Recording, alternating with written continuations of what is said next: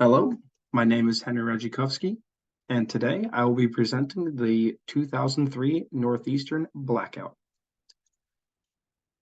To give some quick context about the blackout in general, we must first take a quick look at what a grid system, electrical grid system truly is, and how its components work with one another.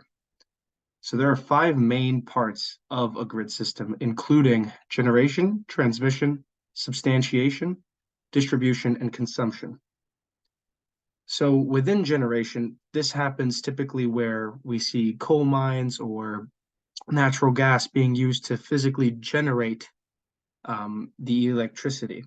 From there, this high density electricity is then used by transmission to substantion centers.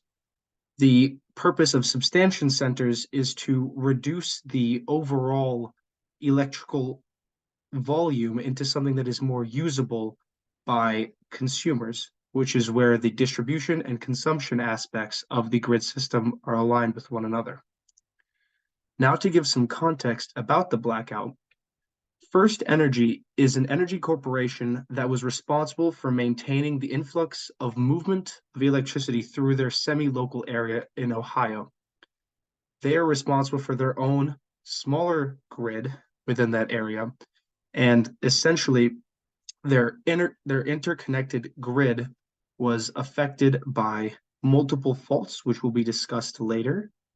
And essentially, their small chain was broken, leading to the devastating 2003 blackout that we know today, which is one of the most classic examples of how faults were not recognized and not dealt with in a timely manner, resulting into one of the most expensive power outages in North American history.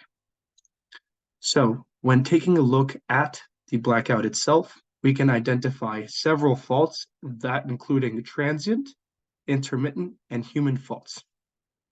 As we can see, some transient faults include poor power line maintenance and tree interference.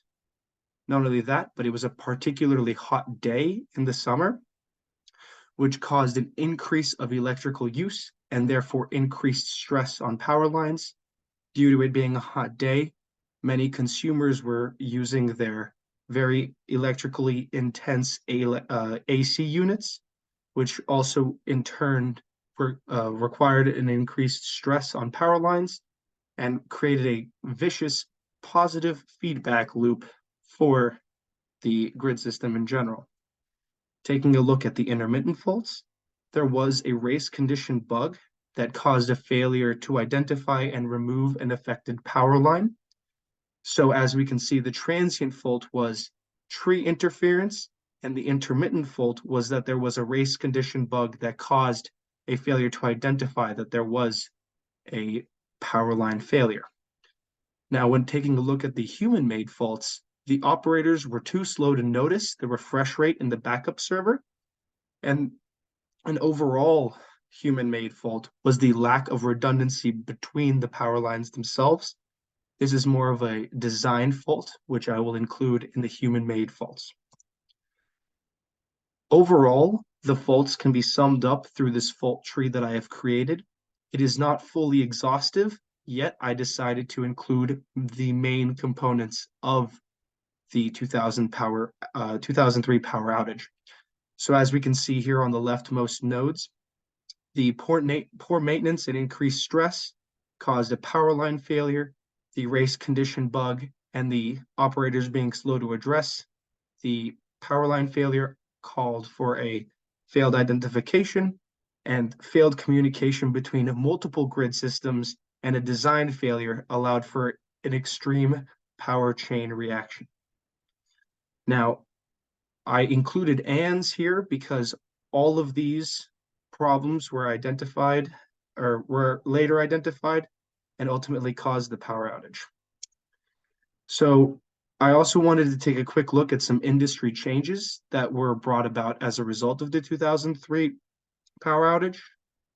And that includes the Energy Policy Act of 2005, which in turn included the creation and the enforcement of the Federal Energy Regulatory Commission, which created new reliability standards, which they called the 3T policy, including trees, training, and tools.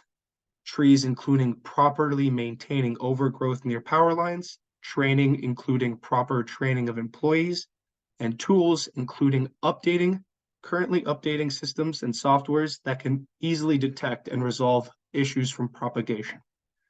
Thank you. These are my references. And if you have any questions, please let me know.